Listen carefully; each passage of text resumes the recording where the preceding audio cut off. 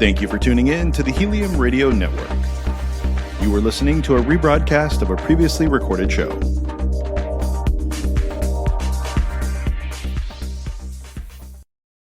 We're back here live at Miami Book Fair, powered by Life Improvement Radio. Again, you can check me out on many different sites, but neilhaley.com is the best place, and follow me on Twitter at Total Tutor. Tweet out different things, especially if you have questions. What an amazing first author, Eric. Authors. To kind of kick off the Miami Book Fair. I could have them on for a long time because of as a history buff, just like yourself, they're a world of knowledge, aren't they? Absolutely. It was a great interview, and look forward to checking out their book and learning more about the period of time that I grew up in. So I'm excited for our next interview as well. He's on the line. All right. Now I got to find out best places to go to eat, and this guy might know a lot, so I'm excited to welcome to the program Adam Platt. He's a food critic. How are you, Adam? Do you do a lot of food critiques all over the United States? Actually, no. Just I'm a New York City man. Oh, well, I go to New York, so there you go. I'm gonna have to ask.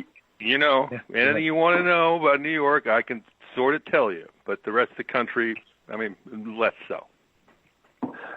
But I'm sure at times you've visited. But the thing that is interesting when you talk about New York is the cuisine is going to vary based in the area.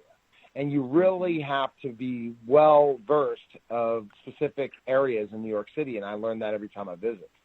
Right. Well, the thing about New York is that it is the area, but more and more different kind of cuisines, Filipino, obviously Chinese, Japanese, Mexican.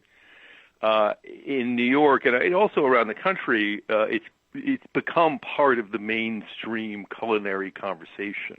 You know, like 20 years, I started this job. I'm a restaurant critic for New York Magazine. I started this job 20 years ago.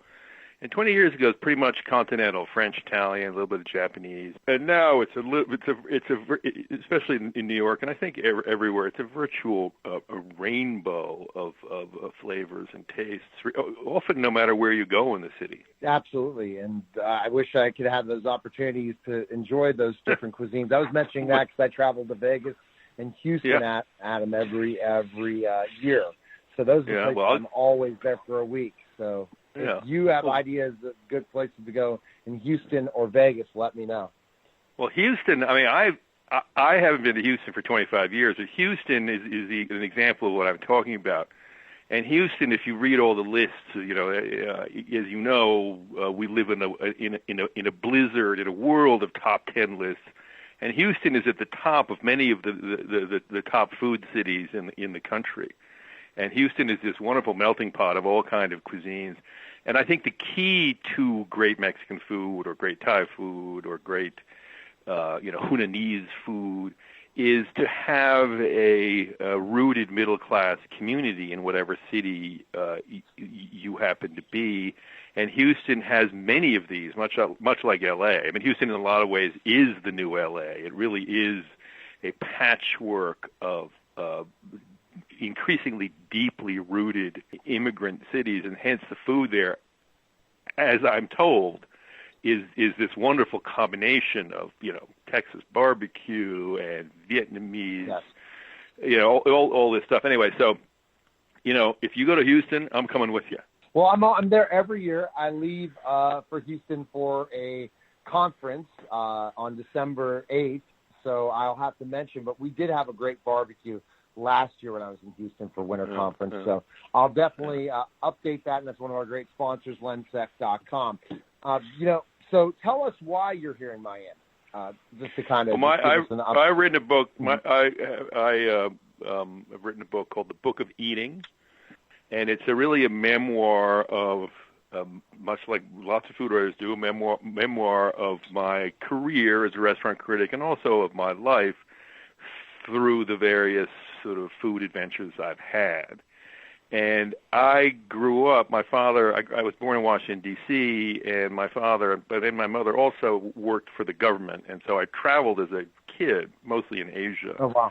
And so I write about this world that I grew up in, which is I spent 2 years in Taiwan. I spent a lot of time in Hong Kong. My father was a China specialist, so we lived in China during the 70s, which was actually an interesting but difficult time to live there. And I graduated from high school in Japan.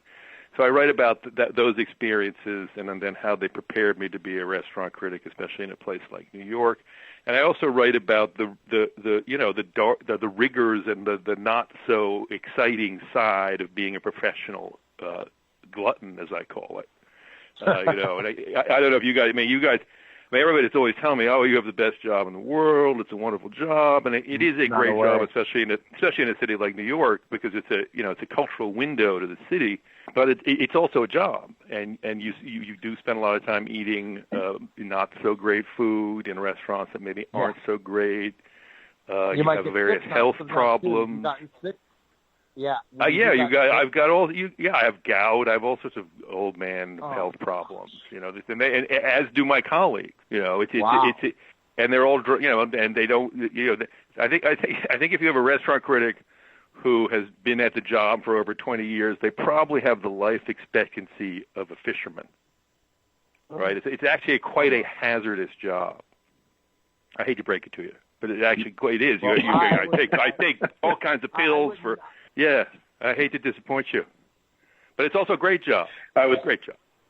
I was just that was going to be one of my next questions for you was, what's it like when you have a not so great meal, to have to keep a straight face while you're eating? But I think you pretty much highlighted it for you. Well, it's like your job is to go around consuming food, often so that other people don't have to. You're really, as a critic, you're not beholden to the chefs of the restaurants, especially if you're on your own expense account, which I am. You're really performing a service for your readers, who may or may, especially in a city like New York, where you can drop $500-600 on a restaurant meal easily.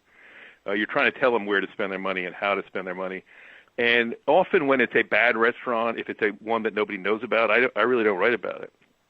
And often that's that no publicity is a horrible thing for a restaurant. Often that's sort of the equivalent of a bad review. Generally, I don't write a lot of bad reviews, but I think generally critics, there's the old journalistic adage, which is that you comfort the afflicted and afflict the comfortable, right? So when I do write a hard review, it tends to be to a restaurant that can take it, it can afford to sort of take the hit. Well, I mean, it's the thing. Only one I remember is from the cartoon movie where the critic, probably the hardest critic ever, in where the rat was Anton Ego with the rat. That's what I think of as a critic. That's me.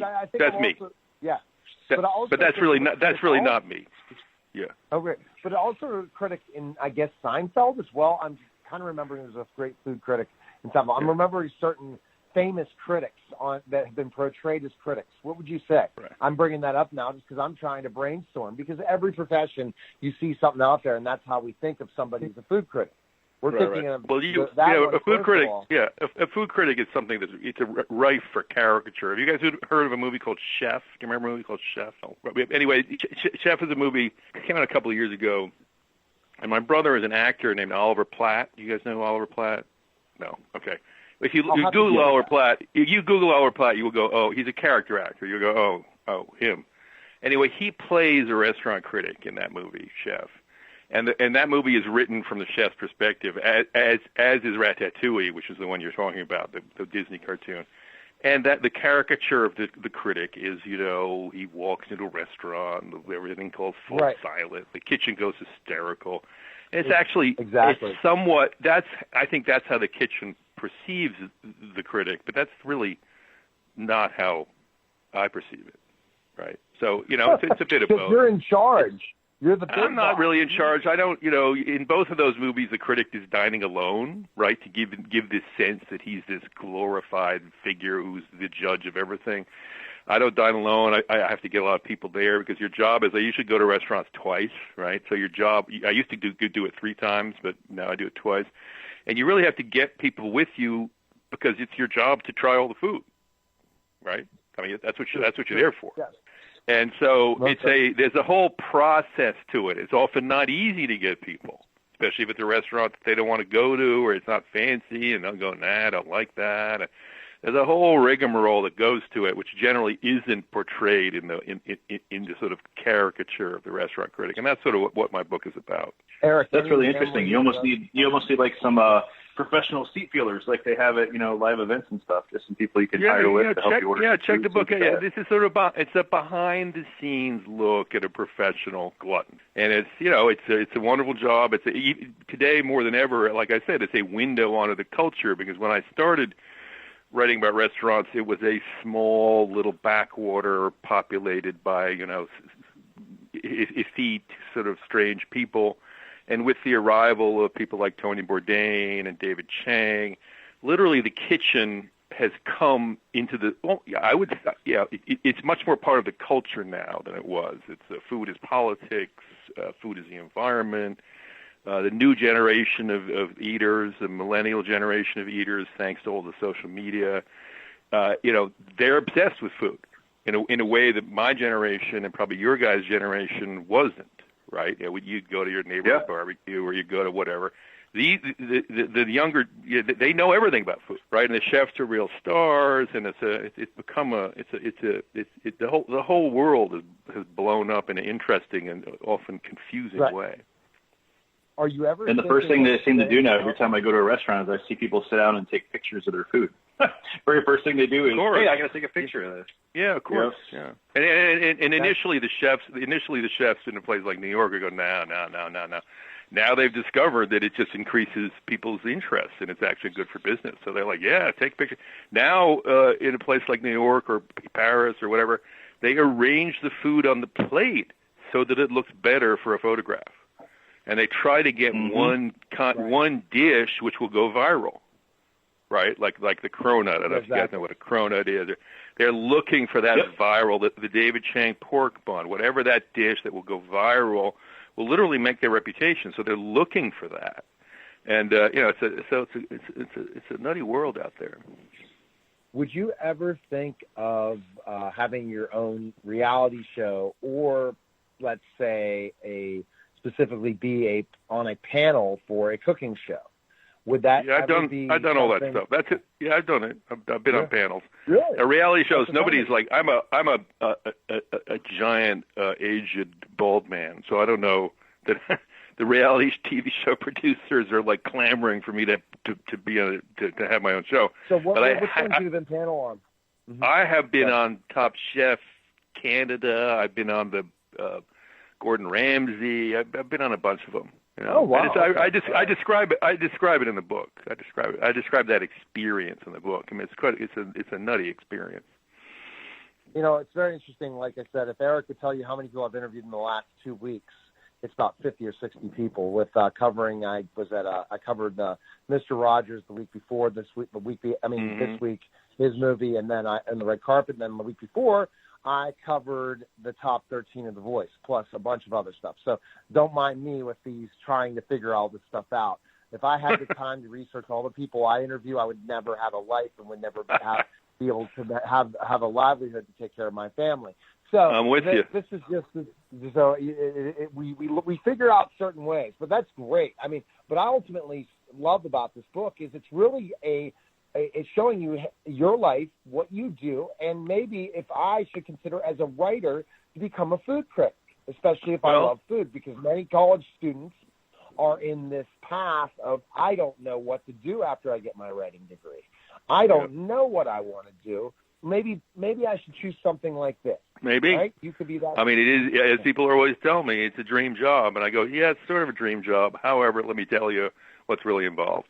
And the other thing is that the world, the media, the sort of press, print. I grew up in the world of print media, and this is also dealt with in the book. That's gone, So if you have to, it's a different style of writing now. Social media, it's a different, it's shorter, it's punchier. You're trying to create what the editors will call a conversation, right? When I grew up as a writer, you wrote something and you really hoped nobody would bother you. Like you sent it out into the world, you didn't really think about it, you really didn't want anybody to tell you about it. Now it's the opposite. Now if you're a writer for they're not even called blogs anymore. Where I work at New York Media, New York Magazine, they're called verticals. You're a writer for these various verticals. The one food one is called Grub Street, the one that I work for. You're really trying to engage people, and you're trying to get this conversation started. And often you want to engage, and you want to make them angry. So it's a whole different dynamic, and it's a whole different world. And I would encourage, writer. The problem with the restaurant critic is it's very expensive, right? The newspapers and the magazines don't have the kind of money that they used to have to feed giants like me, and so we're really sort of dinosaurs. We're really sort of dinosaurs. And a writer entering the field now has to be a little more nimble, has to be able to create opinions, has to have a sort of a very definite voice, and has to have the metabolism, much like the rodents scurrying around after the great meteor hit, when the dinosaurs died. They have to have the talent they have to be very nimble. But there's a huge the appetite for food information, any kind of information, but for food information is huge, and it continues to grow. All right, where's the best place we can find information on you, purchase your book, and learn more about you? Where can we go? You can go to my website, which is called platteats.com, and so that you'll have the book is called Book of Eating, so you can go to platteats.com, and there's all links to buy the book. You can visit your local bookstore, Book of Eating, Adam Platt. You can visit New York Magazine or Grub Street. There was an excerpt from the book there, so you can just click on Grub Street, click on New York Magazine. You'll find all my reviews, all my stories, and you can read a part of the book which deals with my father's kooky, slightly eccentric northeastern establishment WASP family and their weird eating habits and how that affected me and how I learned to taste various things. Or you can just go to Amazon or walk in. I would encourage you to walk into your local bookseller and ask for them very loudly, I would like to see a copy of Adam Platt's The Book of Eating. I hear it's awesome. Okay, that's great. I mean, let's... Will do. Thanks, Adam. Platteats.com is the way to go, though. Let's see if we get any traffic on Platteats. Let's see if we can get any traffic on Platteats.com. That would be interesting. Okay. All right. Thanks for calling. Appreciate it. All right, guys. Thanks for your time. Bye-bye. Bye-bye. Have a great day. You're listening to the Neil Haley Show live here from the Mind Book Fair powered by Life Improvement Radio. And we'll be back in just a moment. Thank you for listening to Helium Radio. The views expressed by show hosts or their guests are their own and should not be construed in any way as advice from Helium Radio. We make no recommendations or endorsements for radio show programs, services, or products mentioned on air or on our website. Personal perspectives expressed by the producers, writers, and editors will always be presented as such. Any rebroadcast or retransmission without the express written consent of Helium Radio is strictly prohibited. Thanks for listening.